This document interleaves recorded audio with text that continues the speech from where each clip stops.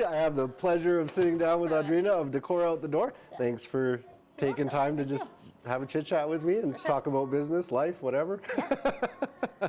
Were you always doing this, or how did you get into entrepreneurship or Decor Out the Door? Like, tell me your story. Okay, it's long and convoluted. I'll try and give you the Cliff Note version. I purchased this store about 3.5 years ago. Oh, okay. From the second owner, but she purchased it, well, like 3 years before that, from the first owner who had it for about a year. Okay. So one owner for about a year, second owner for about 3, and I've now had it for about 3.5. Nice. I've not always been doing this. I have a master's in music, performance and teaching. Oh, nice. So I did formally perform and taught music before. I didn't know that. Also was on the ambulance as a medic, and then and then a 911 dispatcher as well. And so then I was also a 911 dispatcher for like 2 years of the store ownership. And then like burnt myself out entirely, as you'd imagine. That would be a tough job. And it was, and like also just wasn't sleeping, have, you know, little kids, and it would have been mentally draining, though. It was. Or maybe not mentally, like emotionally. Come on in. Welcome.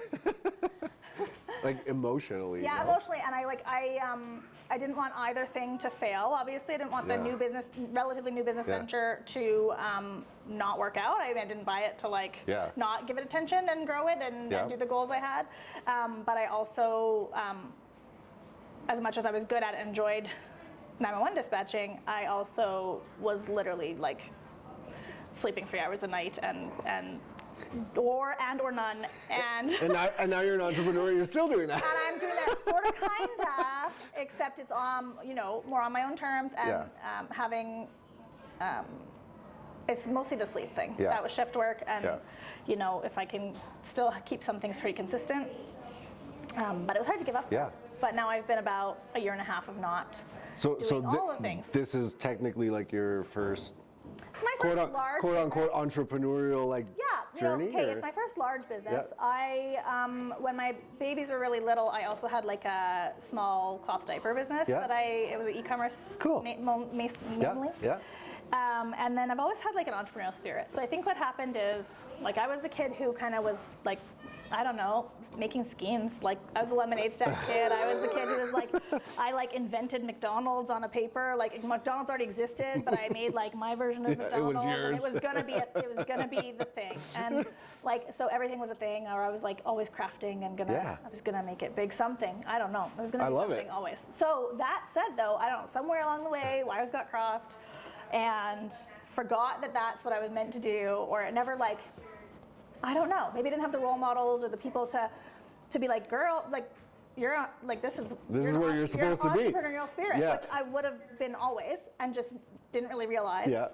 And then, you know, like, you're in high school trying to decide what you're gonna do, and like, you do what you know, or you do what you think you're supposed to do. I relate to your story though on like the McDonald's lemonade stand, because I didn't know it either. Yeah. But I would say when I was, and like young. Would have been, I think, for my like my 6th birthday. Yeah. My dad got me a new bike. Yeah. And thank you. At the time, I lived in Guatemala, not here, but we were kind of celebrating in this little kind of tourist town, and so it's my birthday, and I take my bike down to like the waterfront area, and this brand new, this is supposed to be my bike, right? Yeah. What do? Try and sell your bike? No, I didn't try and sell it, but I just went around, there was a bunch of kids, and I was like, hey, like, you can take my bike for a ride for 10 cents. Which, whatever, right? And literally, I would just let them ride in a circle around me, because I didn't trust them like going up and down. So they had to ride a circle. They got like a minute for like 10 cents, and that was kind of like my way of being like, okay, like, this is how I'm gonna make some money off my brand new bike.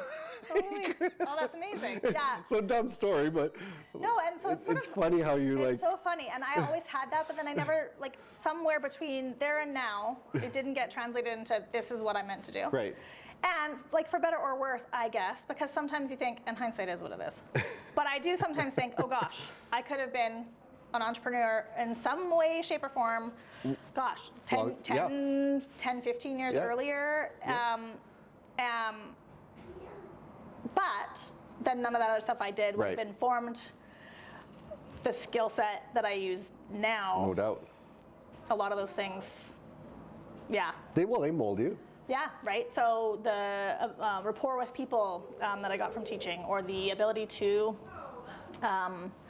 like the performance ability, I guess, that kind of stuff, or the ability to manage other people. I mean, certainly a lot of that came from the teaching and from. Well, even through dispatching, that all would that. be. Then the stress management and the prioritization and the that kind of stuff all came from dispatch. And then all the other things I needed are maybe like the more innate things. Yeah. So the creativity and the ambition to a fault, and all of that stuff would have maybe just been those characteristics that I had when I was younger, feeling like the entrepreneurial vibes, but didn't have those other skill sets. They flourished. Didn't have the other skill sets yet, and so kind of all just came together in a really weird way. But it's, I love it. Yeah, but it's kind of cool. So, 3.5 years. 3.5 years. What are It's like.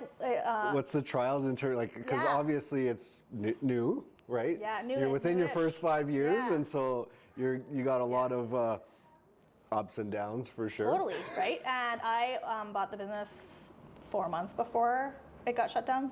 Oh, for COVID? For COVID. So that was a big okay, girl has to pivot and figure this out real early. And I already kind of had a little bit of an uphill battle with the business because I already did have a relatively empty store. Yep. I already had clientele who were kind of upset about how things were going with the store, and I needed to build that back up already, which was already an uphill challenge. I had staffing issues. I had a lot of stuff. And then wham! Right off the bat, and then to get shut down 4 months after I was open as me. There was no other choice, but well, of course, but still to do something else. Here you're in the prime of your excitement, and all of a sudden it's joke's on you. Right, and I didn't buy a business to lay off my staff. No. I bought a business to, make staff be happy. And and I felt like I was breaking promises, or right out of the obligations gate. of being a business owner right away, and that was really hard. And then I also had kids that were supposed to be getting homeschooled that I was your homeschool is business school today because we're going and delivering 30 packages around the city that people bought for other people. But you know what? That's a good lesson, though. This is what I'm doing. Yeah, it was a lesson in mom's gonna do what she got to do. But also for your kids, Yeah, it was sort of this is what we do now until we don't have to do it like this anymore. But they get to see a little inner part of just being in business. Yeah, and I also, I guess, had to prove to myself earlier than maybe many business owners have to prove to themselves that you'll do the things that you have to do. Yep. And it was really early, and 4 months into it is real early to have to be having those decisions and doing those things. But at the same time, I guess built some trust for myself that I can do those things. And I also, then the business made it through and flourished through and is doing better than. Good. Through and after that. Good. Which also is okay, but if that maybe never happened, then maybe it wouldn't have stretched myself, and it would, I don't know, right? When you can't know, but. No, you can't, but there's a chance that I wouldn't have had to.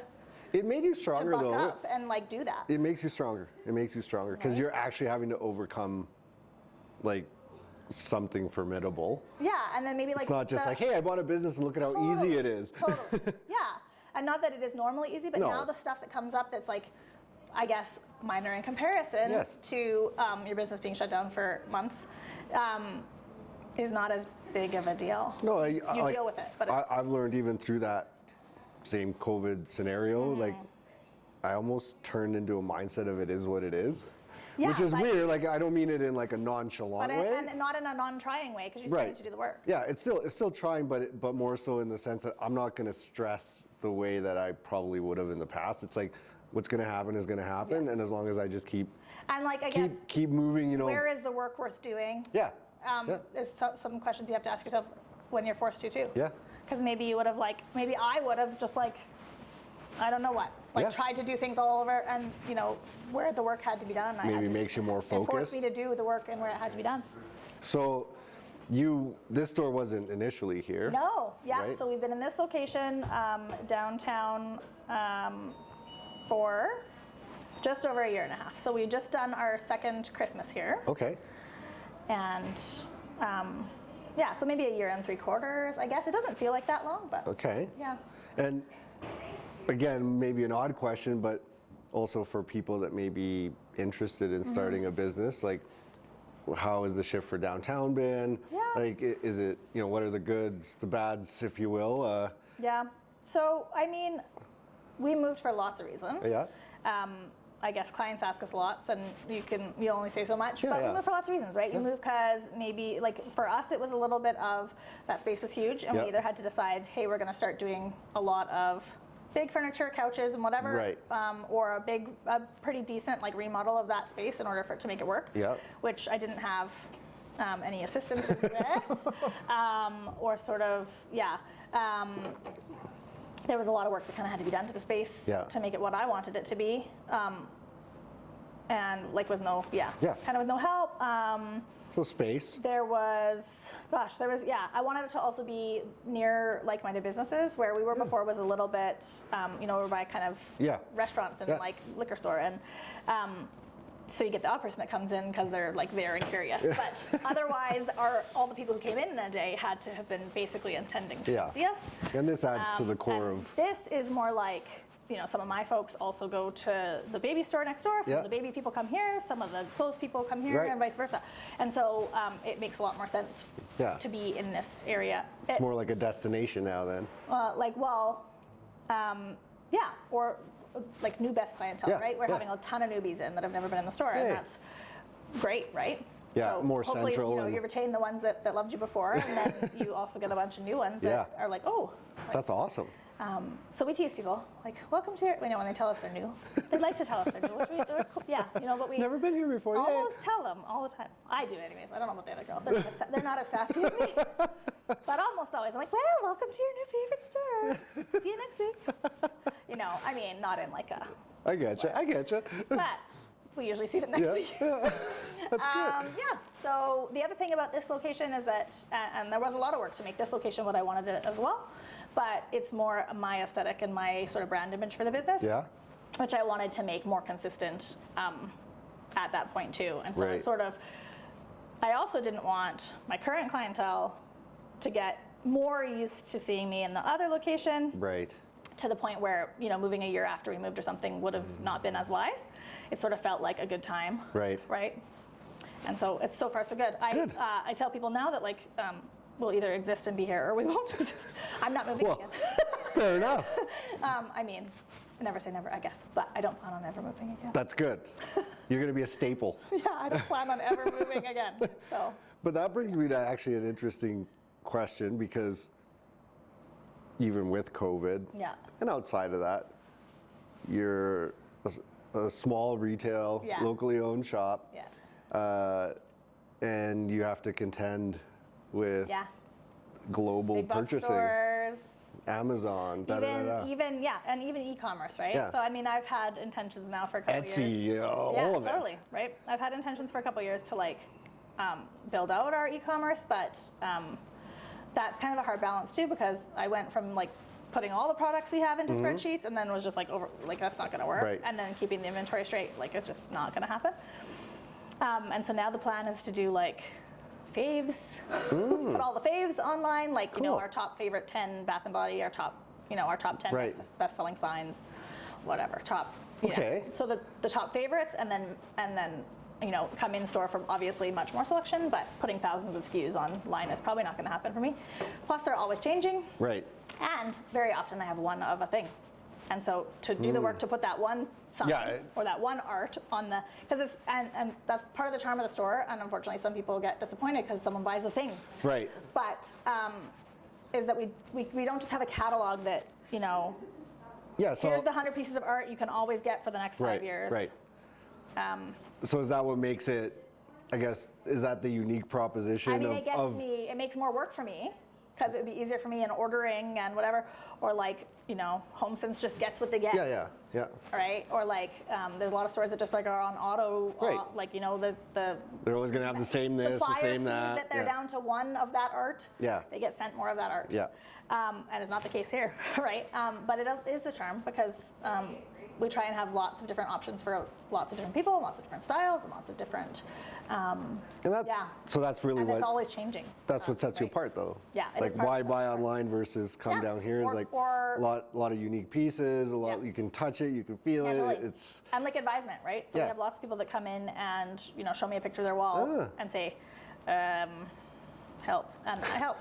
Or they'll say, hey, how do you? I need to decorate this space. How do you make a tray that doesn't look cluttered or doesn't look like it totally makes no sense? Or hey, the colors in my house are this. Or what do you think about right? Okay. And so a lot of people come in for advisement.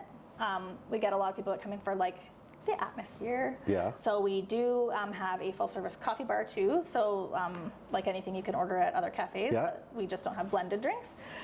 So often some people will just come grab a coffee, but some people will grab a beverage. And Walk around. have a little shop and have like a experience and not just that's cool. Not just like that's really cool. Pop into Walmart for milk type of vibes. So I think that's part of it, right?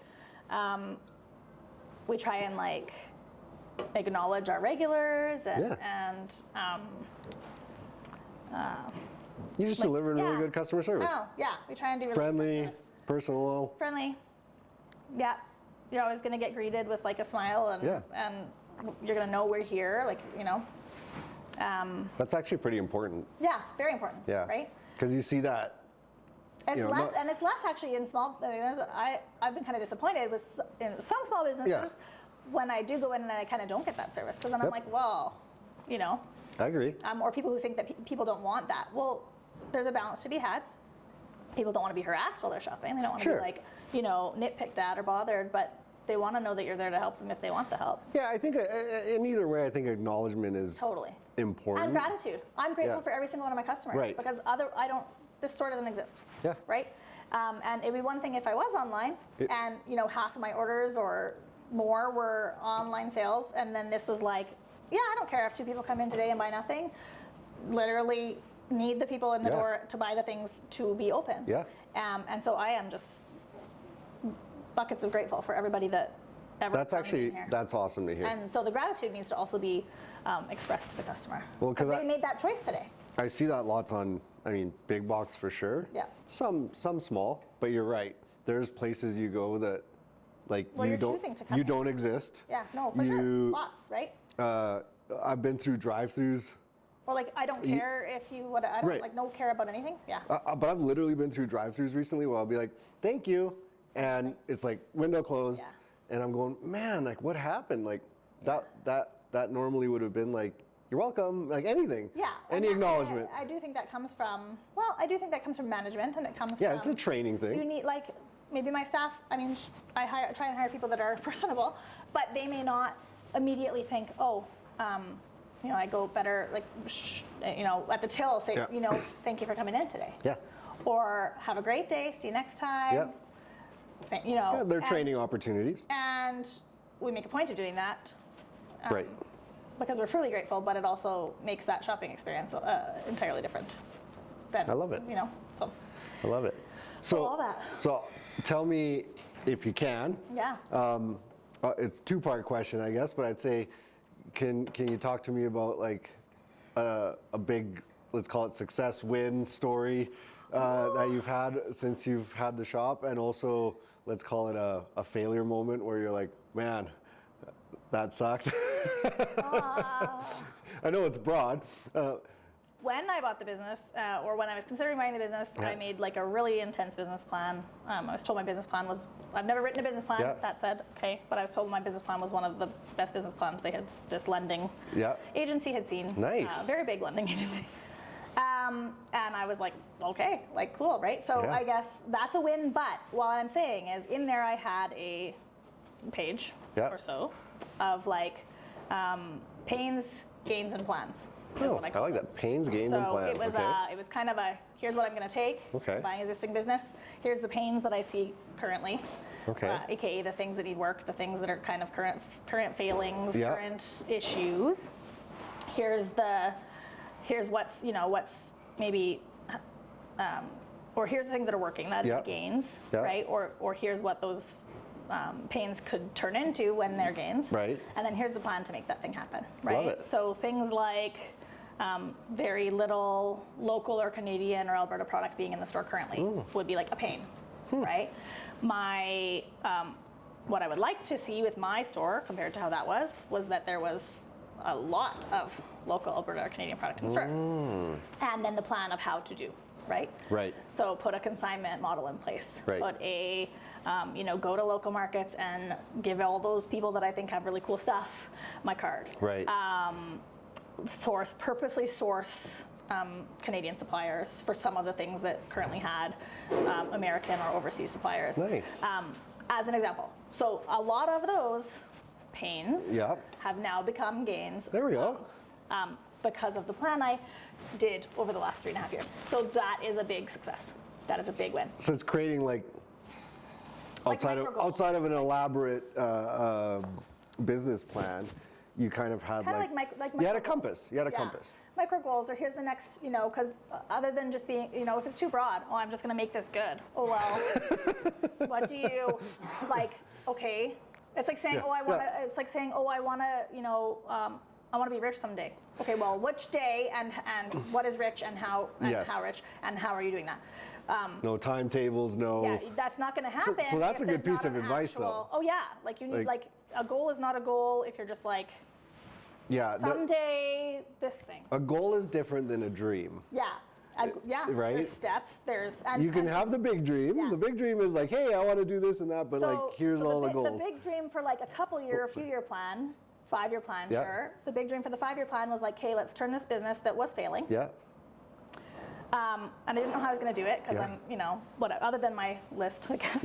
Yeah. Let's turn this into a successful business that's paying staff, keeping its doors open, providing for your family, gaining clientele, providing for your family, and maybe still profitable. Yeah. Maybe, right? That would be the big broad one. Okay, so this business is losing money. I'm going to buy it because I don't know why I like a challenge. And it's risky, yay! Into doing well, but then. If that's all you say. Yeah, that's nothing. And the chances of it happening. Like what, right? So all these sort of like those mini goals were, this is how I'm going to get from this business is hemorrhaging money with no clients. Yep. To we are doing well. That's awesome. Right? That said, I've got a big goal girl. So I have big plans that may or may not work out. Sure. But again, the big plan has many goals in between. And at the end of the day, I mean, you make plans and they're essentially linear, and realistically, the roadmap is like this. And different things affect different things. Or this plan comes to this little goal happens first when you actually thought that was going to be like the 10th one on the list, but it's unexpected, but it kind of connects. Yeah, totally. It connects. Yeah, and so, and then failures is like, I mean, I guess.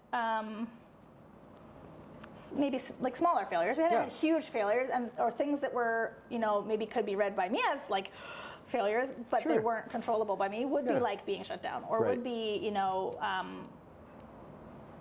things that I didn't really have control over, supply chain issues and things that I would like to pretend I can control because I'm a controlling kind of person, but I don't actually have control over. So it's not really it's an issue. It's a business issue. I would even call it more like a challenge. It's a challenge, and it's an issue for the business, but it is not, I guess, a failing. Yeah. Some things that will always just be in retail is a little bit hard. Like I guess things that I am working to get better on, and they're sometimes like little things that I can do better. My presence on social media could be better. Me getting used to how all that stuff works could be better. Well, that's always fun. Right? Sometimes the ordering is funny because I order tons, kind of consistently throughout the year, way ahead of the season. Right. Always, I'm ordering now for Christmas.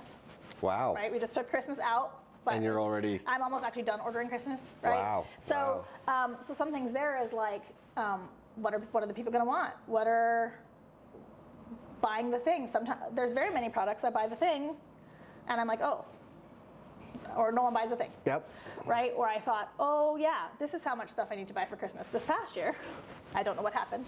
I probably had twice as much product as I needed for the season. Wow. So I didn't realize as I was ordering that it was getting like that. until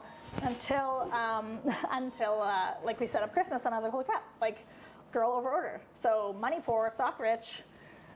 I guess it is what it is. Well, it challenges your cash flows. You're like, oh crap. You're not like out, like you didn't lose it. You have the product, but it's like. But now it needs to sell.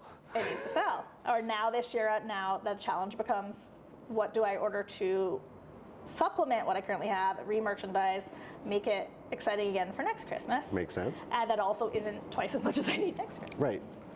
So that's like, I guess, the ordering thing. Sometimes I order products a total flop. So you just kind of don't. That part's a challenge in retail, like, because it's a challenge. You're buying the things. You can think that it's like, oh, this is going to be totally the next big thing, and all of a sudden it shows up, and you're like, nobody wants it. Or it looked good in the book, and it shows up, and you're like, this is what this is. Right. Or you thought, oh, that's a good price point for that thing. Yeah. And then it shows up, and you're like, no way, Jose. No thanks. But then, you don't send it back. Like, unless it's broken. Yeah. So you're still having to merchandise and market that thing that you don't love. But that also, I've learned, someone else loves that thing. Right, yeah. It's art is in the eye of the beholder for sure. Totally. Like, there's definitely some things that are trendy that we sell lots of, and I'm going to consistently get those things, or that's what I'm going to keep an eye out on, and that's what I'm going to try and get. But there's a number of things that, now this is going to sound weird maybe, but someone will bring to the till, and I'll be like, oh, that's what you picked out of all this. Right. Like, oh, no, that's, oh, Sally picked that out of this whole store. Okay. Interesting. But that thing needs to go too, and maybe I brought that thing in for Sally without knowing. Well, that's why I say it's a part of it. You're like, you don't know what but I also someone's can't bring in tastes like are gonna everything. No. Right? So that's a challenge for sure. And I've not always got that right. There's definitely some things that I bring in that I'm like, well. Yeah, and that's what's different than some of these online places is they might be doing ordering on demand. Yeah. Those kind of things. You can't do that in a retail store. Yeah, or they'll know exactly their numbers for the thing and, what to, That's what makes it challenging though, being like a small business owner. Yeah, you're trying to provide. Have an excess product where if that thing that I brought in that I was kind of like about when I got it doesn't sell, I guess it gets clearance, but then I lose money on it. Yeah. Right? Yeah. You try and recover what you can from the ones that aren't hits. You only have so much square footage, and you only have you want your sales per square foot to make sense, right? And like, so that's interesting. Like making smart choices, and sometimes I guess you just try and make the most of them you can. But on occasion, I have definitely had some product fails where I've been like, oh man, you try and not make them huge investments. I guess. Right.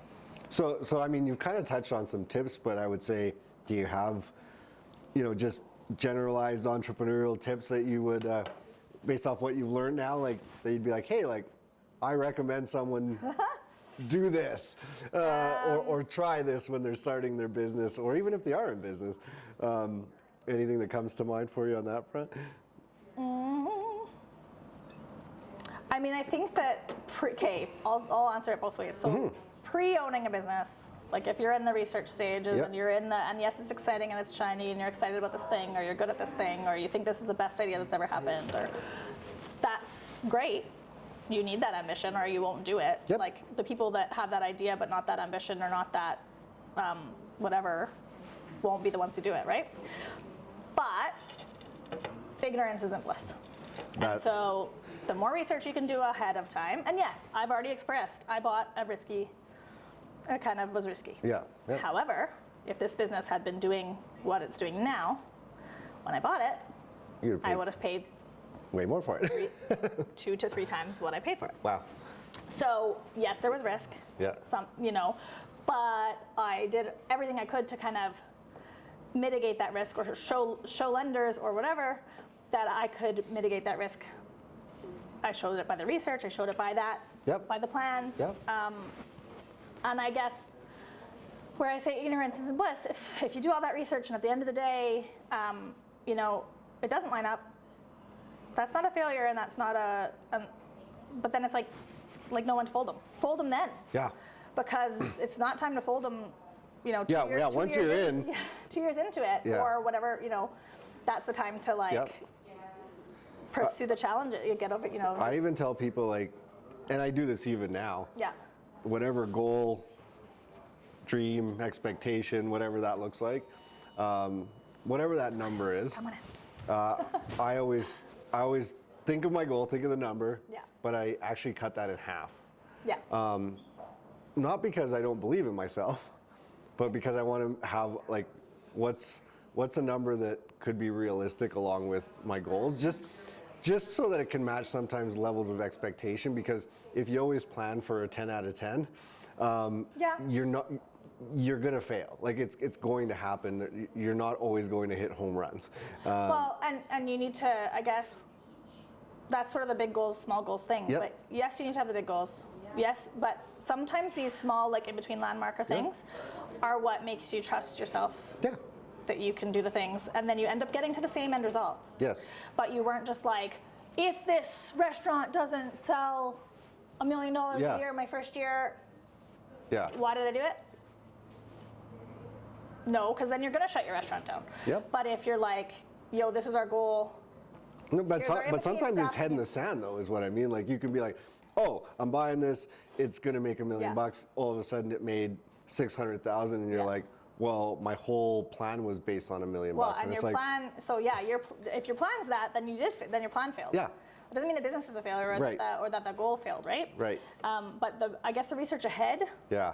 And being really honest with yourself about if this is even a thing. Okay. That, and if it is, great, awesome. I love it. Right. I guess during entrepreneurialism, yeah, for existing business owners. I work on things daily, but I guess I'm working on this consistently. But I guess like your role as an entrepreneur, right? Because, and I guess talked about a lot, but like, are you the day-to-day gal, and the money person, and the stock person, and the customer complaint line, and the are you all the things, or are you working on your business? Yep. Or in your business? Does that? How do you balance that? Is it sometimes this one, sometimes this one? Because it's really hard to do, and/or impossible, maybe, to do all the things. Yes, it is. Or all the things well. And so I guess deciding, and for me, maybe it's a day-to-day thing. For me, maybe it's a week. Like if I'm, if I have a week that's really heavy in the store, then it's customer focused, I'll maybe do the paperwork stuff when I have a second, or maybe work on stock or work on whatever when I have the time. But it's customer service focused if that's what I am, if that's my hat that week. It's true though. Right? If my hat is, and yes, we have to multitask, and yes, we have to whatever, but you've got to prioritize. Or what is that season, right? If I'm trying to grow my business, or if I'm wanting to expand my business into other parts of Alberta, I'm going to have to wear my, working on the business hat a lot more that season. Yes. Then I'm going to work on my, or wear my in the business hat. Yep. Right? And that, I guess, could fluctuate day to day, hour to hour, or it could be more broad depending on what season and what goals you're working on, right? And every business is going to have its unique challenges of staffing or whatever. Yeah, staffing's a big part, but then delegation, and I'm working on that because I've already expressed that I'm kind of controlling, not in a mean way, but I'm particular in certain ways, right? And so it is hard for me to get around delegating something. Yep. Or having to explain it in a way, or having to train it in a way that it gets done the way I want, rather than just being Yes. And then just me doing it. Yes. Right? Because I can't do everything. Yes. Or what things need to happen now versus, that's really a next year thing. Or that's really a next season thing. Or that's really a next month thing. And I'm not going to think about it right now. Or think about it, but it's not the current micro goal. It's not, or it's not the hat I need to wear right now. And I think as an entrepreneur, the more effective you are at knowing what hat you need to wear when, how long, and in what season, the better the business will do. Okay. Yeah. That's actually good advice. Yeah, knowing what role. Knowing what role to be in when it's needed. Knowing what and when. And, and I guess why. You got to keep a why, otherwise you don't do it. Yeah, it's prioritizing where you're needed when it's needed. Yeah. That's valid. And I mean, you might decide, hey, the day-to-day of how this is going, perfect. Don't need to change. Don't have any bigger goals at the moment. Nothing needs to change. This is perfectly great. Then that's the hats you just keep wearing. Right. Right? And if that means you working in the business every day and that's your thing, and great. Right? But if you have a bigger goal, that means you have to work outside the business. Yep. On the business. I'm a big proponent of like CRMs. Even as a... I probably know what it means, but... Yeah, well, just to have like your customer relationship management system, or whatever, your inventory sort, all that stuff. And, you know, I've heard recently just talking with some people, it's like, well, like, I'm by myself. Like, that's a tall order for being by myself. And I agree with that, but there's so much software out there that's really an inexpensive investment. Technology is a tricky one for me too. I am not technology, like I can do better at that. True. For sure. The only reason I give that advice, and again, it's personal to me, but... Well, it takes out a lot of the minutia, right? Not just that, but it makes management fast. Yeah. So, like with the software that I have little, I call them like little widgets, but they're little widgets that are set up within my dashboard. It's my personalized dashboard that I'm able to kind of put in line. Technically speaking, I can manage the business in 20 minutes in the morning. Just, I can go in, I know what's coming down the pipeline, what's going on with the staff, what are they working on, what are they not working on, how are their time entries like going into the workflow, all of that stuff. And so even though it's not about necessarily being like controlling, it's just about having your finger on the pulse to be like, what's the next move? Because sometimes you don't, like, you might have an idea of what the next move is, but what's actually happening in, like, let's call it the underbelly of your business is different. And a little bit different, like a little bit different for me, maybe. But I would say there's lots of days where I have a plan for my day. Yeah. Oh, and it's out the window. That, you know, my plan might be, I've got to call these, I got to call these 4 people, or I've got to make sure this shipment's doing this thing, or I've got to make sure, you know, I've got to go do this work on this show home, or I've got to go do this, whatever. Yep. Or this is my plan for the day, and then I come here and maybe we get like 3 deliveries. Yep. Well, now my day is none of that. Yeah, none of it. And entirely putting sticker in stock. Right? Or someone's sick. Then my entire day is not, you know, maybe the home office, working on the business day anymore. It's now I'm a customer service person today. And so I guess like, you be an entrepreneur, you have to be like particular and controlling and ambitious enough to do good at it. But you have to be flexible, chill enough, flexible enough to be okay with like the surprises and the changes that happen almost every day. Yeah, yeah. It's like a weird combination. It is. It's bizarre, but it's part of the entrepreneurial journey. But it's also part of the excitement, and it's also part of every day is just a little bit different enough. Yeah. But also every day is like still your thing enough. Like, I don't know. That's what I like about it, because I think that's wonderful advice. So it's in my control, but not in my control. All wonderful. It's all like broadly in control, but not actually in control. I think that's all wonderful advice. No, honestly though. Yeah. Those are good ones. Yeah. I appreciate it. Well, I just try and do good. I gotta say thank you for building, honestly, a really cool store that's a staple in our community, and we're trying. I honestly wish you nothing but success, and I hope you get a flood of customers that come in. And if anybody's watching, you know, come over here, support this lady. Valentine's Day, there you go. Fellas, look at it, it's all right here. It's all right here. Well, there's more behind. There's other stuff too. But like, there might be fellas watching. Yeah, that's right. We got you. You come in. We'll just make it. It's easy. Well, you don't have to think. Thanks for your time today, Audrina. I really appreciate it. Appreciate it. Cheers. Thank you. Thanks, hey.